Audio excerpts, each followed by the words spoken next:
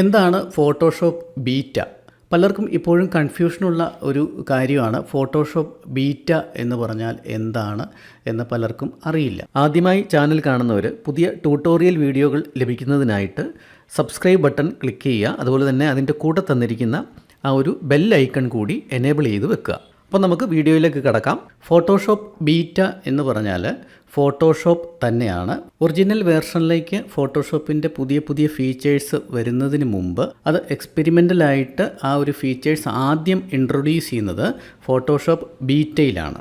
അതായത് നമുക്ക് ടെസ്റ്റിങ്ങിന് വേണ്ടിയിട്ട് തരുന്ന വേർഷനാണ് ഫോട്ടോഷോപ്പ് ബീറ്റ എന്ന് പറയുന്നത്.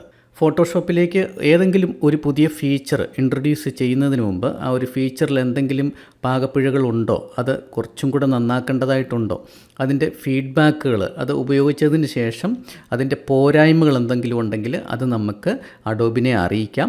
അതിൻ്റെ പോരായ്മകൾ എന്തെങ്കിലും ഉണ്ടെങ്കിൽ അതൊക്കെ പരിഹരിച്ചതിന് ശേഷം മാത്രമേ നമ്മുടെ ഒറിജിനൽ ഫോട്ടോഷോപ്പിലേക്ക് ആ ഒരു ഫീച്ചർ അപ്ഡേറ്റ് ആക്കി അഡോബ് കൊണ്ടുവരികയുള്ളൂ. അപ്പോൾ ഏതൊരു പുതിയ ഫീച്ചറും ഫോട്ടോഷോപ്പിൻ്റെ ഒറിജിനൽ വേർഷനിൽ വരുന്നതിന് മുമ്പ് നമുക്ക് ടെസ്റ്റ് ചെയ്യാൻ വേണ്ടി തരുന്ന വേർഷനാണ് ഫോട്ടോഷോപ്പ് ബീറ്റ എന്ന് പറയുന്നത്.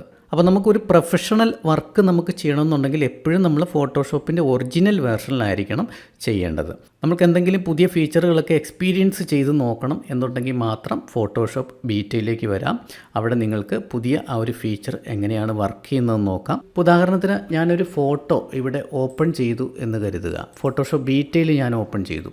ഇവിടെ ഞാൻ ആക്ഷൻസ് എന്ന് പറഞ്ഞിട്ടുള്ള ഈ ഒരു പാനലിലേക്ക് പോയി കഴിഞ്ഞാൽ ഈ ഒരു ഫോട്ടോ ഓട്ടോമാറ്റിക്കായിട്ട് അനലൈസ് ചെയ്യപ്പെടുകയും അതിന് നമുക്ക് കൊടുക്കാൻ പറ്റുന്ന ആക്ഷനുകൾ ഇവിടെ ലിസ്റ്റ് ചെയ്യുന്നത് നമുക്ക് കാണാനായിട്ട് സാധിക്കും. ഈ ഒരു ആക്ഷനുകൾ തന്നെ നമ്മൾ മൗസ് വെക്കുന്ന സമയത്ത് അത് കൃത്യമായിട്ട് ആ ആക്ഷൻ എങ്ങനെയാണ് ആ ഒരു ഫോട്ടോയിൽ വരിക എന്നുള്ളതിൻ്റെ പ്രീവ്യൂ നമുക്കിവിടെ കാണാനായിട്ട് സാധിക്കും. ഇതൊന്നും ഒറിജിനൽ ഫോട്ടോഷോപ്പിലേക്ക് വന്നിട്ടില്ല. ഇതൊക്കെ ഇപ്പോൾ ഉള്ളത് ബീറ്റ വേർഷനിലാണ്. നമുക്കിത് എക്സ്പീരിയൻസ് ചെയ്ത് ഇതേപോലെ നോക്കാനായിട്ട് സാധിക്കും. അതിനകത്ത് എന്തെങ്കിലും വീഴ്ചകളുണ്ടെന്നുണ്ടെങ്കിൽ നമുക്കത് അഡോബിനെ അറിയിക്കാനായിട്ട് സാധിക്കും.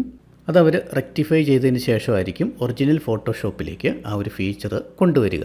അതായത് പുതിയ ഫീച്ചേഴ്സിൻ്റെയൊക്കെ ഏർലി ആക്സസ് നമുക്ക് അഡോബ് ഫോട്ടോഷോപ്പ് ബീറ്റയിൽ കിട്ടും. സ്റ്റാൻഡേർഡ് വേർഷനിലേക്ക് റിലീസ് ആവുന്നതിന് മുമ്പ് തന്നെ അതിൻ്റെ ഒരു കൃത്യമായിട്ടുള്ള ഫീഡ്ബാക്ക് അഡോബിന് കിട്ടുകയും എന്തെങ്കിലും റെക്ടിഫൈ ചെയ്യാനുണ്ടെന്നുണ്ടെങ്കിൽ അതൊക്കെ കൃത്യമാക്കിയതിന് ശേഷമായിരിക്കും നമുക്ക് ഫോട്ടോഷോപ്പിലേക്ക് ആ ഒരു ഫീച്ചേഴ്സ് നമുക്ക് കിട്ടുക. അപ്പോൾ ഇതാണ് ഒറിജിനൽ ഫോട്ടോഷോപ്പും ഫോട്ടോഷോപ്പ് ബീറ്റയും തമ്മിലുള്ള വ്യത്യാസം എന്ന് പറയുന്നത്. അപ്പോൾ ഫോട്ടോഷോപ്പിൻ്റെ സ്റ്റാൻഡേർഡ് അല്ലെന്നുണ്ടെങ്കിൽ ഒറിജിനൽ വേർഷനും ഫോട്ടോഷോപ്പ് ബീറ്റ വേർഷനും തമ്മിലുള്ള വ്യത്യാസം നിങ്ങൾക്ക് മനസ്സിലായിട്ടുണ്ട് എന്ന് വിചാരിക്കുന്നു.